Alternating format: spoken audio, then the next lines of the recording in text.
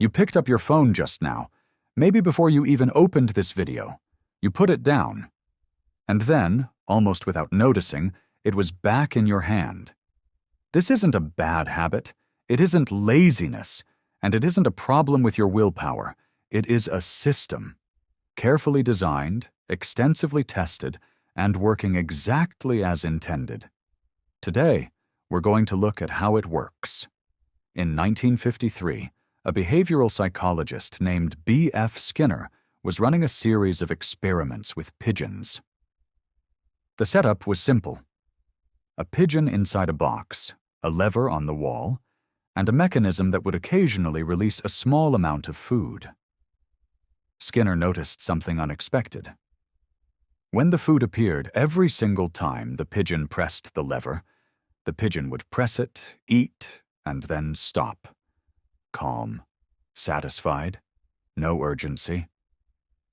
But when he changed the mechanism, when the food started appearing randomly, unpredictably, sometimes after one press, sometimes after 20, something shifted.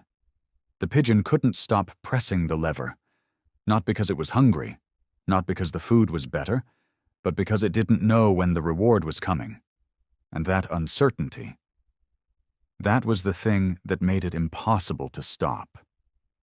Skinner called this variable reinforcement, and at the time, it was just an observation about pigeons. 60 years later, the engineers building the first social media platforms were reading Skinner's research very carefully. Think about what happens when you open Instagram, or TikTok, or Twitter. You scroll. Sometimes you see something that genuinely interests you. A post from a friend, a video that makes you laugh, an article you actually wanted to read, and sometimes, most of the time, there's nothing. Just noise.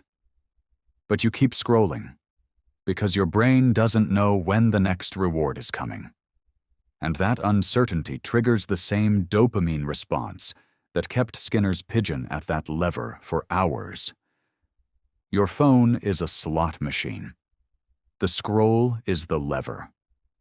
And the occasional interesting post, the like, the message, the notification, that's the coin that falls out just often enough to keep you pulling. This isn't a metaphor. The people who designed these systems used this exact language internally. The goal was never to give you what you wanted. The goal was to keep you in a state of wanting. And here's what makes it more complicated. You're not passive in this. The algorithm is learning from you. Every pause, every rewatch, every extra second you spend on a post. It is building a model of exactly what makes you hesitate, what makes you stay, what makes you come back. You are being watched. Not maliciously, just mechanically. And the system is getting better at keeping you there every single day, so now you understand the mechanism. You can see the lever. You know about the variable reinforcement, the dopamine loop, the slot machine architecture. And you might think, knowing this is enough. That understanding the trap means you're no longer in it. But here's the twist. In 2011, researchers at the University of Waterloo ran a study on people who understood persuasion techniques. Marketers, psychologists, people trained to recognize manipulation. They tested how susceptible these people were to well-known influence tactics. The result was counterintuitive. People who knew the most about persuasion were, in several cases, more susceptible, not less. Not because they were careless, but because knowing about a trap creates a false sense of protection. The awareness becomes a reason not to stay alert. You understand what the algorithm is doing, and that understanding gives you a quiet confidence that you're different, that you're watching it from the outside. But the algorithm doesn't care what you know. It only cares what you do. And what you do, what all of us do, is scroll.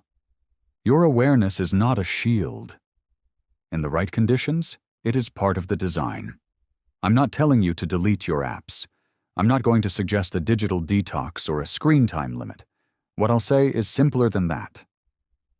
Next time you pick up your phone, just notice it. Notice the moment before the habit completes itself. That gap between the impulse and the action, that's the only place where something different can happen. That's enough for today.